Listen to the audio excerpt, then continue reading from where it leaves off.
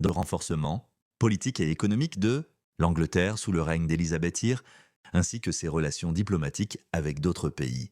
Élisabeth I fut la cinquième et dernière monarque de la dynastie Tudor. Elle régna sur l'Angleterre de 1550 à 1603. Lady Jane ou Joan Grey, ne figurant pas sur la liste officielle des monarques anglais, n'ayant régné que 9 jours et n'ayant pas exercé de véritable pouvoir, la dynastie Tudor connut 5 monarques depuis son accession au trône en 1485 jusqu'à sa fin en 1603. Sur le plan économique, Élisabeth investit d'abord dans la technologie navale, de nombreux navires de guerre et de commerce ayant été construits sous son règne. Elle adopta également le mercantilisme, un ensemble de pratiques économiques visant à renforcer les États modernes et à accumuler des richesses pour le pays.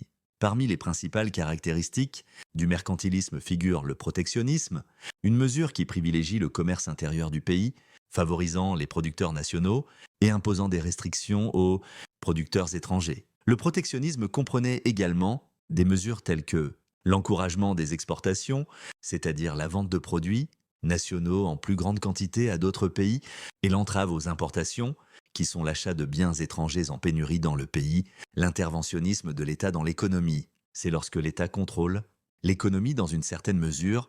Le métallisme, c'est lorsque l'État voit la nécessité d'extraire et d'accumuler des minéraux précieux qui, à l'époque moderne, étaient exploités dans les colonies des pays européens sur d'autres continents.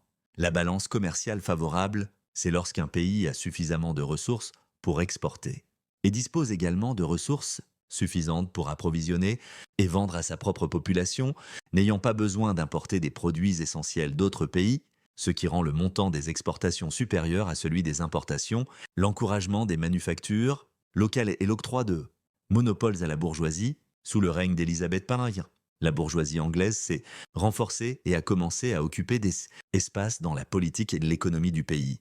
Élisabeth a commencé à accorder à certaines familles bourgeoises le droit de gérer les moyens de production et les matières premières qui jusque-là, elles étaient exclusivement sous le contrôle de l'État. De ce fait, la bourgeoisie disposait de la liberté de coordonner certaines activités économiques, un facteur qui contribua à l'émergence de la révolution industrielle en Angleterre 2 siècles plus tard. La reine Élisabeth Ier engagea également des corsaires, auparavant pirates indépendants, pour aider l'Angleterre à piller les navires espagnols transportant l'or et l'argent extraits des Amériques.